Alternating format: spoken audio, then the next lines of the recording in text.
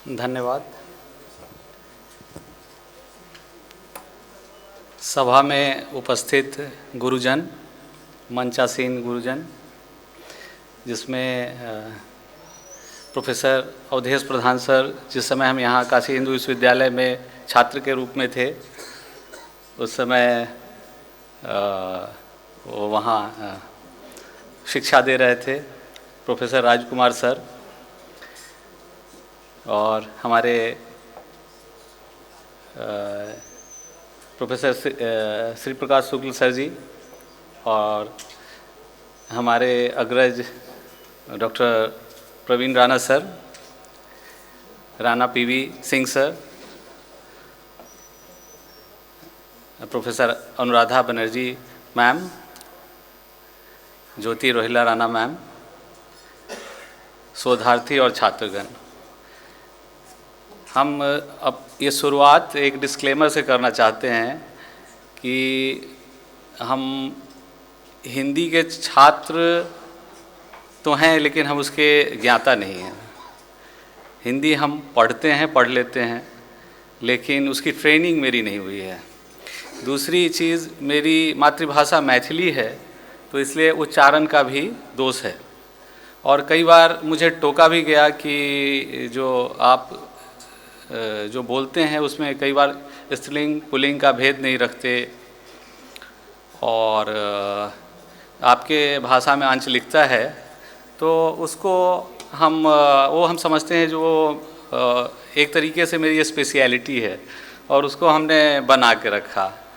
तो इसलिए हम, क्योंकि ये नागरिक प्रचारणी सभा का मंच है, तो इसमें जो है हिंदी के सब तमाम विद्वान और श्रोता जो हैं वो भी प्रबुद्ध हैं, जिनको हिंदी की काफ़ी समझ है।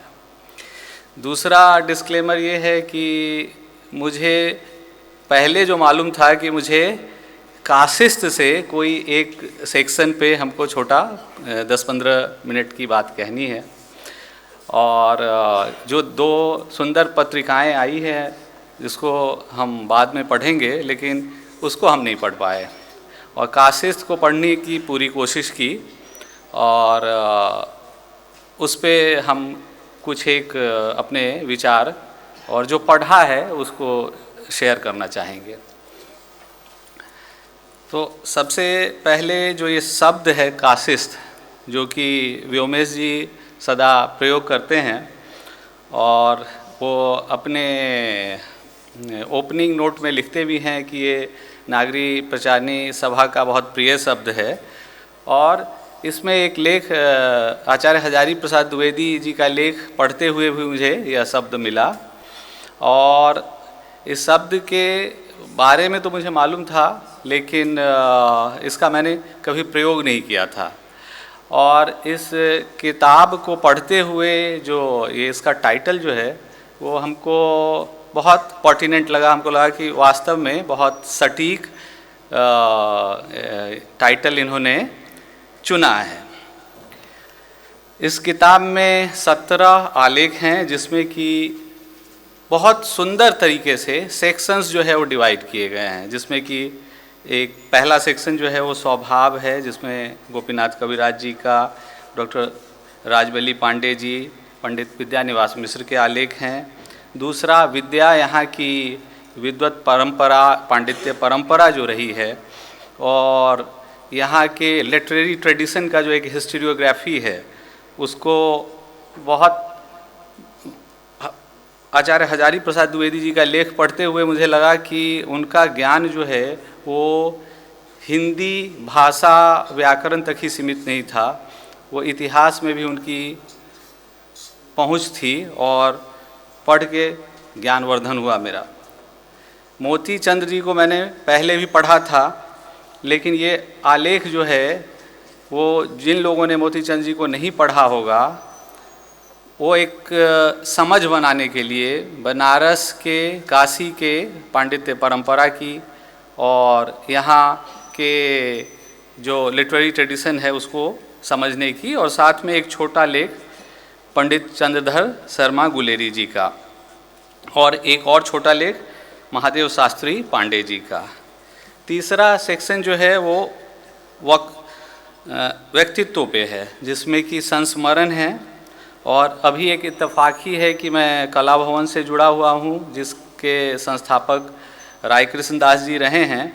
उनके 2 संस्मरण भारतेंदु हरिश्चंद्र जी पे बहुत ही सुंदर है। छोटे छोटे सेक्शंस हैं और उसको पढ़ने से आपको जो हिंदी के छात्र हैं और जो हिंदी के शिक्षक हैं वो तो निश्चित तौर पे भारतेंदु जी से परिचित हैं, लेकिन जो इस विषय से सीधे तौर पे ताल्लुक़ नहीं रखते, वो भी जब ये पढ़ेंगे इतनी सहज भाषा में लिखा हुआ, जिसको आगे मैं उसमें से कुछ सेक्शंस जो है वो साझा करने की कोशिश करूँगा। बहुत ही सुंदर है, अद्भुत है।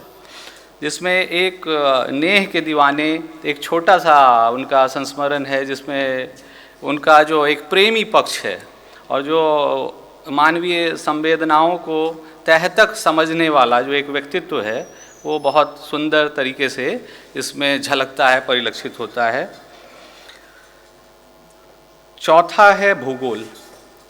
क्योंकि मैं कला इतिहास का छात्र हूँ और हमारे मंच पे टूरिज्म के छात्र और शिक्षक हैं, तो जो कि बनारस पे अध्ययन करते रहते हैं, उसमें शिव प्रसाद मिश्र रुद्र और पांडे बेचन शर्मा उग्र का 2 बहुत ही सुंदर लेख है।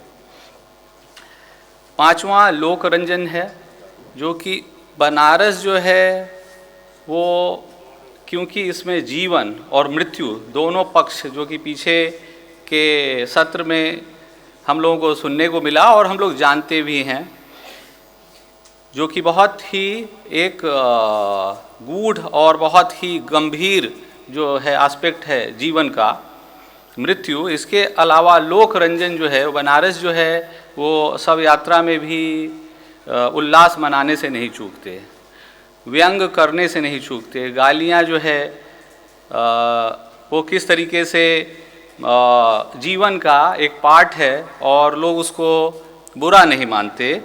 तो एक लोकरंजन एक बहुत अच्छा इसमें एक सेक्शन है। और लास्ट सेक्शन जो है वो टीका है शिव प्रसाद मिश्र रुद्र की तेग अली जी पे, जो कि बनारस के गुंडे, बनारस के शायर, खमसा गायक थे। और उसको मैंने गंभीरता से नहीं पढ़ा है, बहुत सतही तौर पे उसको पढ़ा है। तो जहाँ पहला सेक्शन जो है वो पंडित गोपीनाथ कविराज जी का आत्मबोध से है, सेल्फ रियलाइजेशन से है। जो ये शहर जो है वो आनंद भी है यहाँ, और यहाँ एक आत्मबोध भी है, सेल्फ रियलाइजेशन भी है। जिसमें एक जगह उन्होंने लिखा है, जैसे उन्मिलन समाधि की अवस्था में आत्मस्वरूप में समग्र विश्व का भान होता है, उसी प्रकार अखंड काशी धाम में सब तीर्थों का भान होता है।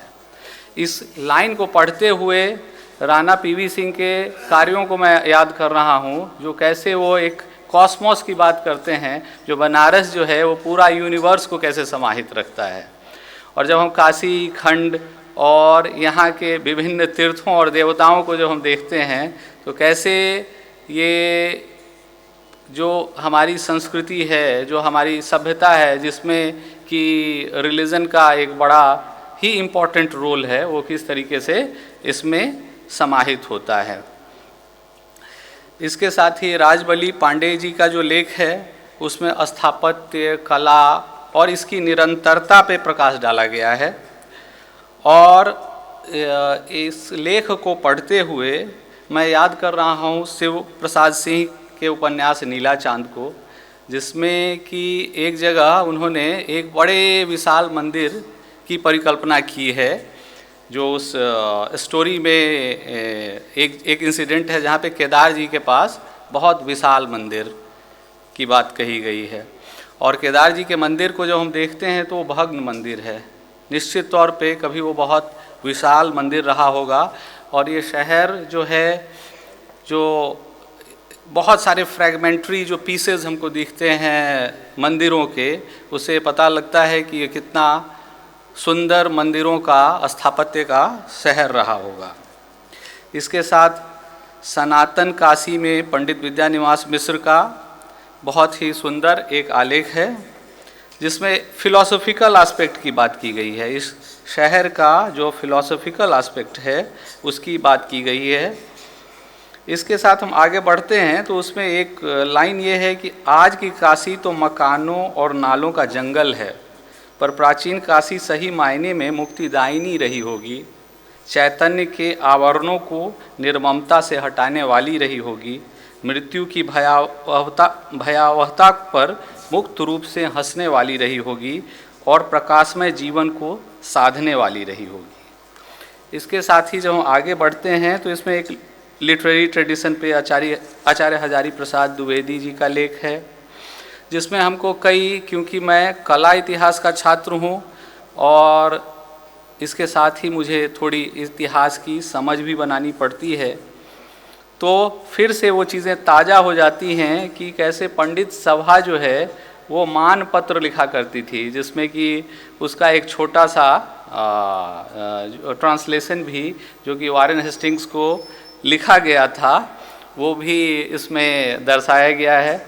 और एक और बहुत इंटरेस्टिंग बात इसमें मुझे देखने को मिली कि जो मान पत्र जो है वो पंडित लोग अपने हस्ताक्षर से लिखा करते थे और बंगाली पंडित समाज जो है वो अपना एक सेपरेट मानपत्र देना चाहते थे, जिसमें से कुछ ऐसे भी व्यक्ति थे जो कि संस्कृत के मर्मज्ञ लोगों के निकट थे लेकिन वो पंडित नहीं थे, उसमें भी वो उन लोगों का भी नाम उसमें उद्धृत है।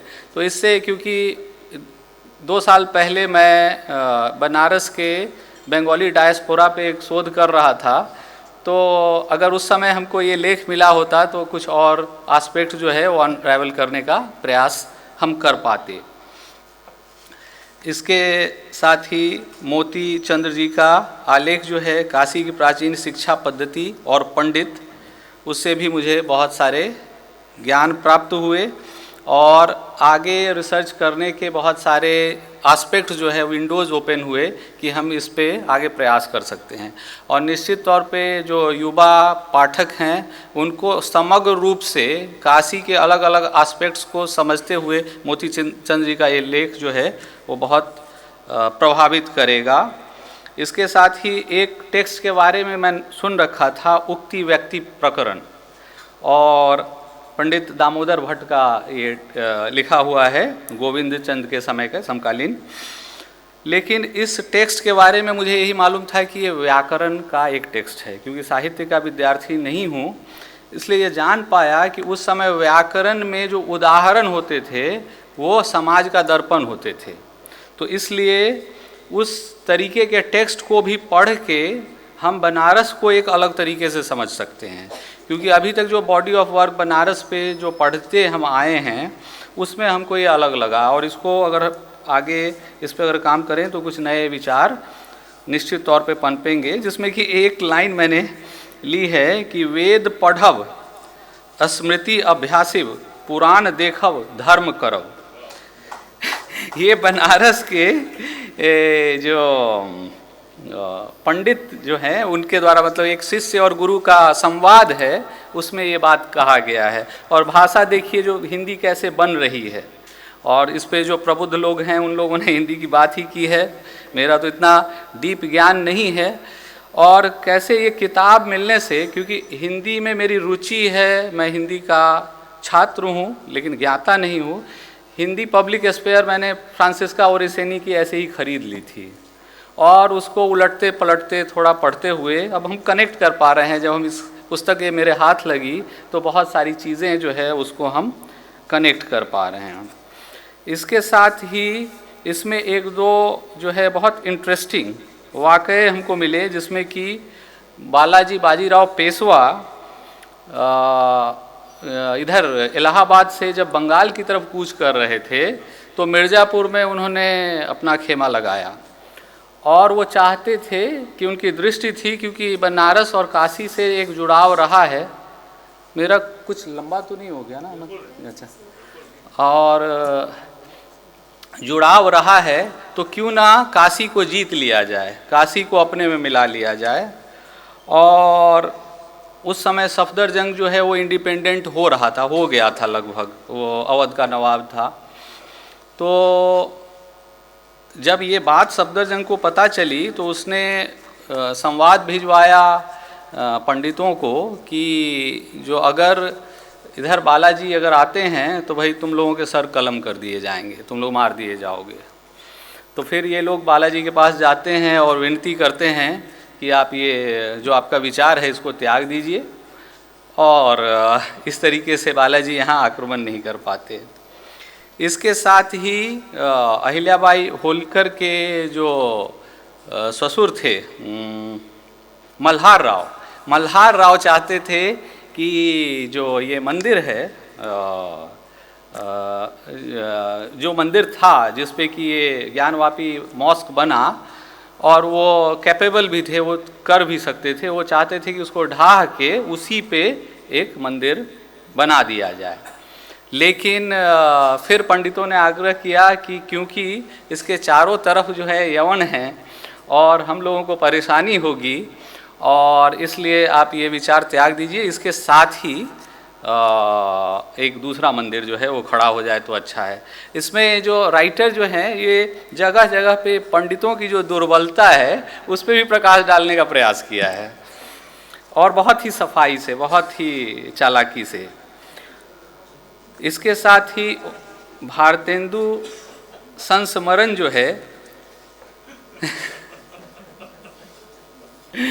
आप समझ रहे होंगे तो भारतेंदु संस्मरण और नेह के दीवाने जो है वो हम कई बार पढ़े और पढ़ के मज़ा आ गया। इसके अलावा इसमें से कुछ पक्ष जो है वो भारतेंदु जी का हम जानते थे, लेकिन राय कृष्णदास जी की भाषा में, उनकी बोली में किसी के बारे में पढ़ना वो निश्चित तौर पे मतलब वो आनंद आ जाता है। उसके कुछ कुछ इंसिडेंट्स हैं जो बहुत पिक्चरस्क लगता है, जो कैसे वो वरुणा पार जाके और एक बगीचे में अपने मित्र के साथ वो रात गुजारते हैं और फिर उनको अपना ठिकाना याद आ जाता है, वैसे ही निकल पड़ते हैं और उनके कपड़े, उनके वस्त्र चुरा लिए जाते हैं, छिपा कर रख लिए जाते हैं, उसके बाद वो वैसे ही बनियान में निकल जाते हैं। तो ऐसे कुछ कुछ घटनाएं जो है इसमें, और वो उनके जीवन का जो चित्र है वो बहुत ही सुंदर लगा। अभी कुछ दिन पहले ये दाल मंडी वाला जो प्रकरण जो अभी चल रहा है, उसी बीच में जो उसकी सबसे लास्ट बिल्डिंग जो है, रेमिनेंट जो है, जिसमें कि 7-8 बरस पहले जो लास्ट खेप जो गया है उसको हम देखने गए थे। तो उसका बाहर वाला फसाड जो है उसके फ़ोटोज़ वगैरह लिया, और इस किताब को पढ़ते हुए नर्तकी मैना का एक उल्लेख आता है जिसमें कि एक ऐसे ही महफिल में वो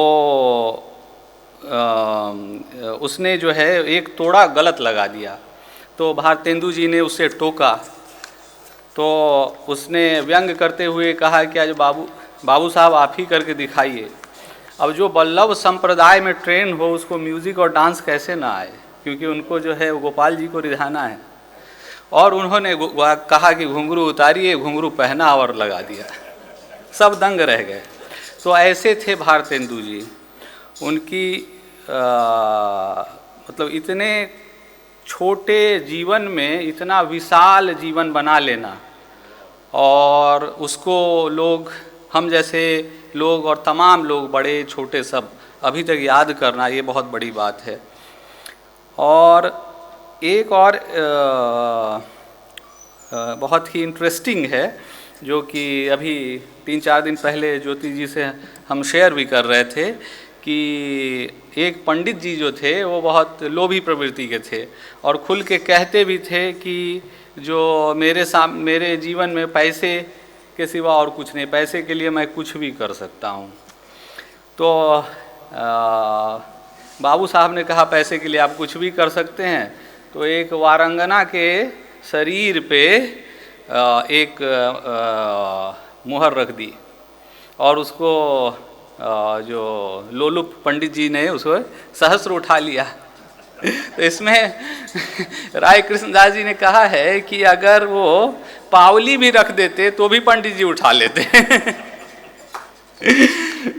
एक और इंसिडेंट हम इसमें जोड़ना चाहेंगे जो महाराज ईश्वरी नारायण सिंह जी से उनका बड़ा नेह था। ये अलग बात है कि दोनों में उम्र का बड़ा डिफरेंस था। तो एक उनके दरबार में, क्योंकि उनके दरबार में बहुत सारे चित्रकार जो हैं वो उनके अटीलियर में उनके मुलाजिम थे और उनके लिए पेंट करते थे, जो कि कला भवन में भी उन्होंने अभी हाल फिलहाल तक उनके परिवार ने नौकरी की है। तो उसमें एक चित्र आया जो कि चित्र जो है वो एक स्त्री का था, बहुत सुंदर, लेकिन उसको जो एक जॉनरा में जो न्यूड कहते हैं वो न्यूड था वो। अब महाराज कैसे और एकदम युवा को, जो कि युवा जो है इसकी बुद्धि जो है वो बिल्कुल परिपक्व है। इसमें एक चीज़ मैं जोड़ूंगा, जो मेरे पिताजी हम बचपन में कहते थे कि उम्र होने से आदमी मैच्योर नहीं होता, मैच्योरिटी जो है वो बचपन में ही आ जाती है और कुछ लोग हमेशा बच्चे रहते हैं। तो वो तो बहुत मैच्योर थे भारतेंदु हरिश्चंद्र जी। तो उनको जो है वो चित्र भिजवाया और चित्र पे एक फूल छपवा दिया, ऐसे जगहों पे फूल छपवा दिया जो एक ओपन सोसाइटी में जो है बहुत एक्सेप्टेबल नहीं है। भारतेंदु जी ने उसको धुला, चित्र देखा और फिर वैसा ही छपवा के भेज दिया। सोच लीजिए, ना कोई संवाद रहा, चित्र देख भी लिया गया और महाराज जो चाहते थे वो काम भी हो गया। इनका जो नेह के दीवाने में इन्होंने मल्लिका और माधवी का जिक्र किया है, जो कि बहुत सुंदर है। वो आगे आप पढ़ेंगे तो बहुत अच्छा लगेगा। उसमें हम एक चीज़ जोड़ना चाहेंगे, जो माधवी जो थी उनका जो एक उनकी जो उनका एक जुड़ाव जो है वो हो गया था वारंगनाओं से, गाने बजाने वालियों से। ये अलग बात है कि वो एक अभिजात कुल में पैदा हुई थी, उसके बावजूद तो उनसे जब उनका संपर्क हुआ तो उन्होंने एक हाथी दांत का ठाकुर जी उन्हें गिफ्ट किया कि आप इसकी पूजा करें। तो उनके एक प्रियवर ने बोला कि भाई उसको आपने हाथी दांत का ठाकुर जी क्यों दिया। अब इस पर सुनिए वो क्या कहते हैं। यह अस्थिमय मजार की पूजक रही है, इसके लिए हाथी दांत के ठाकुर जी ही उपयुक्त हैं।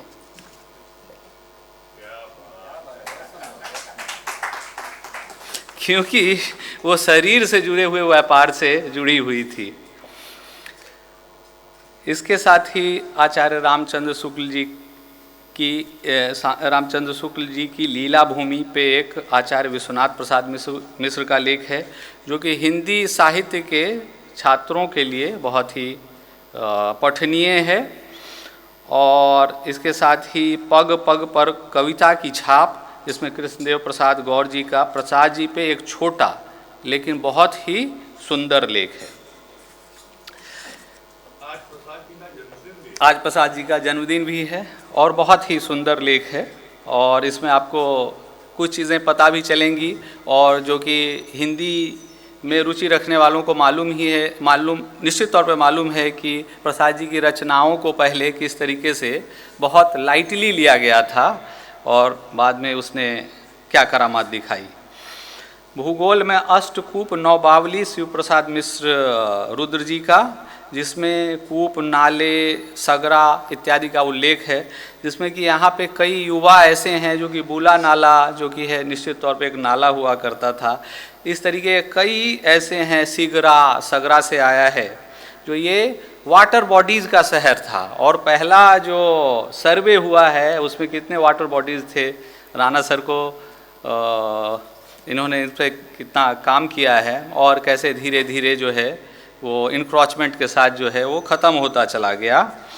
और एक और इंटरेस्टिंग है, जो चौक थाने के सामने मुर्दे जलाए जाते थे। हम लोग दो महाशमशान देखते हैं, एक हरिश्चंद्र घाट पे, एक मणिकर्णिका घाट पे।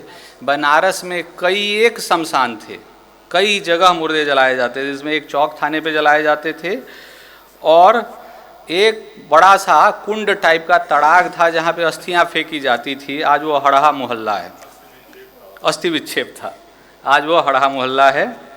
मारवाड़ी अस्पताल के नीचे गोदावरी तीर्थ था, आपको मालूम है यहाँ सबके मिनिएचर फॉर्म है, उसकी सीढ़ियाँ आज तक उसके नीचे दफन हैं।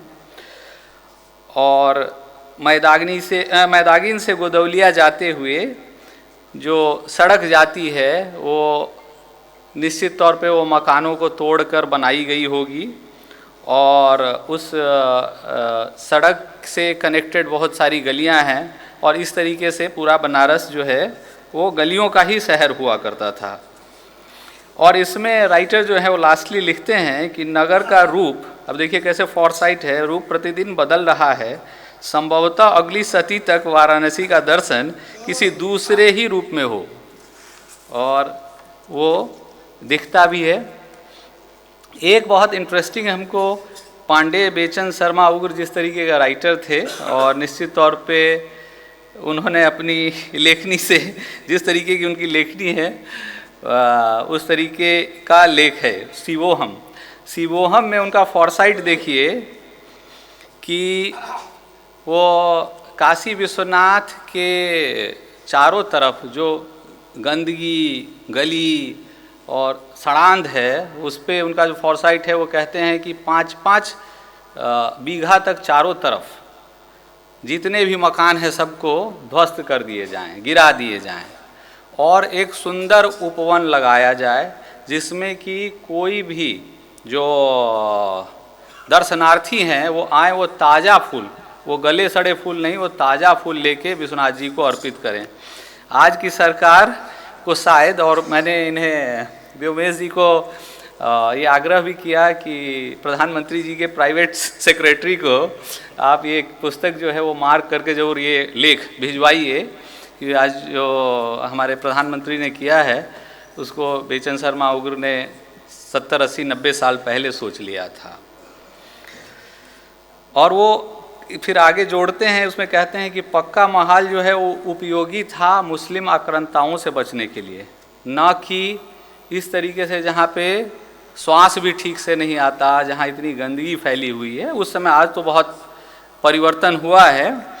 और उनका एक और फॉरसाइट था, वो कहते हैं कि नदी के एलोंग जो है वो एक मरीन ड्राइव की तरह एक चौड़ी सड़क बनाई जाए और उस चौड़ी सड़क पे अस्पताल हो, वाचनालय हो, सुंदर मंदिर हो, दुकानदारी वगैरह ना हो। दुकानदारी जो है वो मैदानी भाग में हो। तो इस तरीके से अब मैं अपनी वाणी को विराम दूंगा और मैं इसलिए भी बह गया क्योंकि इस किताब को मैंने बहुत ही बारीकी से और संजीदगी से पढ़ा है, क्योंकि हम कई बार पढ़ते हुए फिर पन्ने के पीछे चले जाते थे, इतना हमको मज़ा आया है इस किताब को पढ़ने में। और इसके लिए व्योमेश जी जो हैं वो धन्यवाद के पात्र हैं, जो इनकी जो उम्र है, इनको मैंने पहले बताया भी कि आप जिस उम्र में काशी पे जो पुस्तक आप लाए हैं उसके लिए एक ज़्यादा उम्र होने की ज़रूरत है। काशी पे हर दिन, हर साल 10, 20, 50 किताबें आती है, लेकिन ये किताब जो है वो हमेशा याद की जाएगी और इसके लिए आपका बहुत बहुत धन्यवाद।